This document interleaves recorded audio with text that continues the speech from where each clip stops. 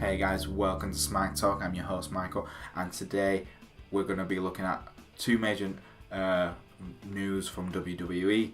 The first one is Austin Aries' release, AJ, and the second one is AJ Styles beating Kevin Owens at a house show. I'll be doing my Great Balls of Fire predictions. Before all that, I'd just like to get a quick shout out to my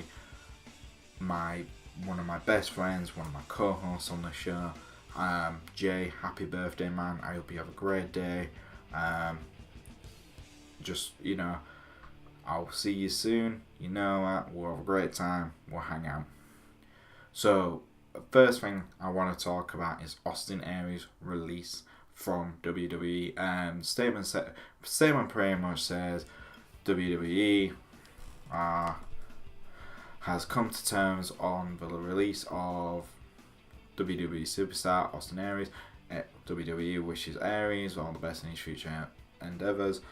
Typical message you'd usually get, apart from the first bit, has come to terms on the release. And now that more indicates, for me personally as a fan, that it wasn't WWE's choosing to get rid of Aries.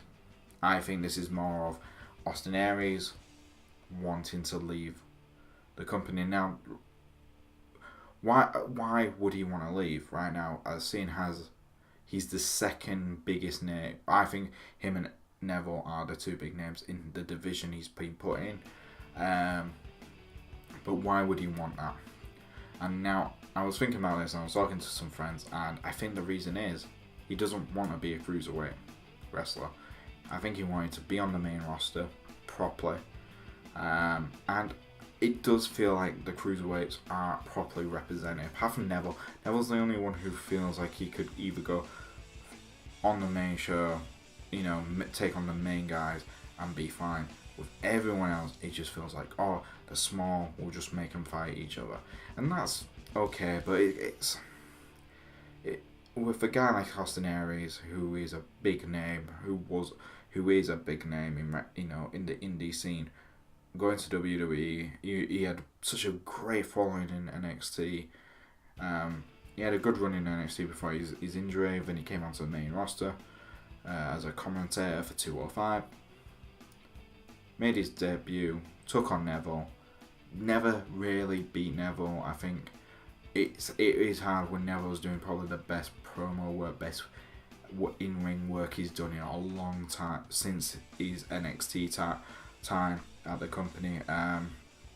So it was going to be hard for Aries to take that cruiserweight belt from someone who is literally giving the best performance he's had in a long time. So I think it really annoyed him that I think they held off giving him the belt, and he wanted more competition, and he wasn't going to get it. So I think that was the reason Aries left. It was like, you know what, I'm not truly happy being just stuck in this cruiserweight division. If you're not going to let me take on people in the main roster like Seth Rollins, Finn Balor, because don't forget, those guys aren't that much, weight-wise, bigger than Aries. So he could have easily had great matches, and I think he would have had fantastic matches. And I think this is a big loss for WWE right now, on just losing one very talented, very experienced wrestler. Where do I think he's going to go? I think it's, for me, some people said, he's going back to Impact. I think it's going to be New Japan. I think Aries would be a great fit for New Japan. I think he would work well there. And also, I would love to see Austin Aries join the Bullet Clubs. Now, a lot of people are like, there's so many people already in the Bullet Club. It would work. He would make a great member of the Bullet Club. Cody Rhodes is fantastic. Young Bucks, amazing. Omega, brilliant. So having Aries add to that, just continue doing that. But yeah, that's my thoughts on the Austin Aries release. Obviously, I'd love to hear what you guys have to say about Aries' release. And next major story is KO. Kevin Owens losing his United States title to AJ Styles at a house show at Madison Square Gardens. Now, this is a big deal because I had a look. Now, the last time this had happened was back in 2012 when the Colognes won the belt from Kofi Kingston, the tag team belts, and Evan Bourne. And that's 5 years ago. Obviously, that's main roster. I'm only looking at the main roster. And obviously, NXT, you had Samoa Joe win the belt from Finn Balor, and then you also had Nakamura beat Joe as well at house show to win the NXT titles. So, it has been a very long time. Obviously, with something like this being quite a big news as well, Twitter was massively divided on how this went down. Some people thought, this is really good, this is fantastic, it means that going to a house show isn't going to be predictable. You go to a house show, it's going to be a champion. Because I've been to a few WWE live shows now, and I've realised one thing. It felt like you go to a show, you know who the champion is. There's always going to be every match, the championship, there's a champion involved. It's going to be a championship match, and the champion always wins. Even if he's heel, he'll cheat, and the face will, after the heel wins, he'll try and do something, and the face will, even though he's lost, he will do something to beat the heel up, and the heel will run off, and the face will be like, say something. So, that's usual case. What does this mean? Now, the thing I wanted to look at was, what does this mean for KO? I'm glad that AJ holds the belt. AJ Styles once he held the world championship belt, and I can't wait for him to actually hold that again, because I think he's going to be he is a great champion.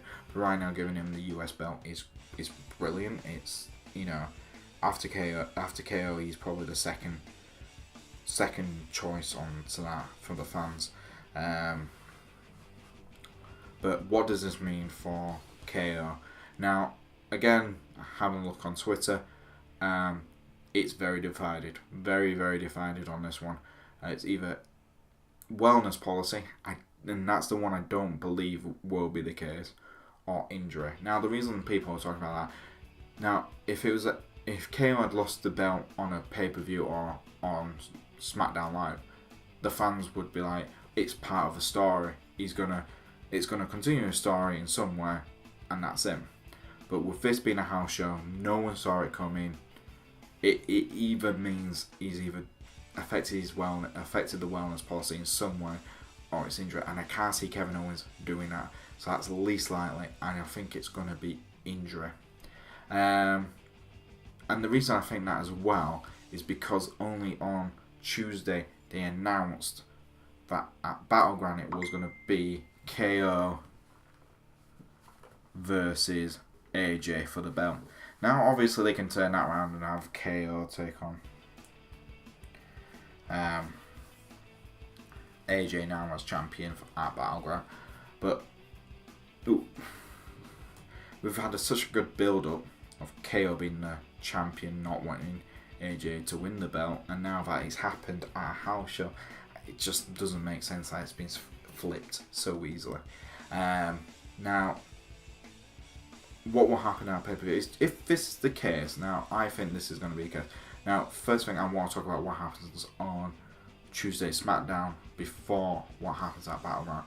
Now, I think on this Tuesday coming, if it is what I think it is and it's injury, then I think what WWE are going to do is going to write KO out for a bit. Now, what that either means is KO's going to be taken out by another heel, like Baron Corbin's, just takes him out, or Jericho returns. That would be fantastic. I would love to have Jericho return, just take him out, allow him to recover for a few months, and say I've got a rematch for my US title, and I think that would work. I think that would work as a story if it is injury. I think they're going to have to write him out. I think it is going to be injury, and they're going to have to write him out. What do I think is going to happen at Battleground? I hope to God AJ Styles says what he did say on Talking Smack, where he said, I'm going to bring back the US Open Challenge. Now, if that's the case, I'd love it if he actually did that at Battleground. No build up, AJ goes, I'm going to have an Open Challenge on all SmackDown and at the pay-per-view. So it's going to be a special, it's going to even Nakamura, someone comes out, a big name comes out at Battlegrounds to take him on. Now, personally speaking, instead of having Rusev take on Cena, I would have had Rusev come out to take on AJ for the US title, personally, but that's just me, and that's how I would have written it. But no, we're going to have a flags match, which Cena's going to win. We all know that straight away, because it's USA versus Bulgaria. We know who's going to win that one. But yeah, that's the two major news stories so far. So next up is the predictions for WWE Great Balls of Fire. Oh my god, best name ever, innit, guys? Let's be honest, best name ever for a pay-per-view. We're going to talk about the pre-show as well, because we usually do. Tozawa versus Neville for the Cruiserweight Championship. Neville. Again, like I said, Austin Aries news.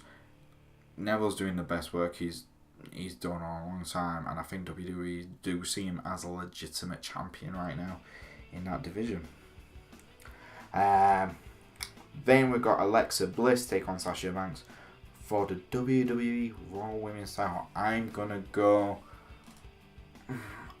for Bliss to win, because I think Sasha's gonna win it at SummerSlam.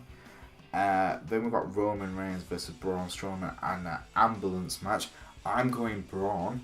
I think that's going to be the most entertaining match of the night. Next up we have Enzo versus Big Cass. Screw it. I'm gonna go for Enzo Amore. I think he's gonna win, and Cass is just gonna kill him. I think that's gonna happen. Seth Rollins versus Bray Wyatt. The match I think most people don't really care about, because we haven't really asked for this. Then we've got The Miz takes on Dean Ambrose for the Intercontinental Championship. I'm gonna go for The Miz. I think it's gonna be I think The Miz and Ambrose could still have a very, very decent match between the two. And then Cesaro and Sheamus take on the Hardy Boys in the first ever 30-minute Iron Man tag team match. I'm going to go for Cesaro and Sheamus, but I think it's going to be very even, and I'm going to say 3-2 to Cesaro and Sheamus. And in the main event, Brock Lesnar versus Samoa Joe, and I'm going Joe. I really want to see Samoa Joe. I think he's done the best work he's done since NXT, even better. And I think it's just been absolutely fantastic. But there you go, guys.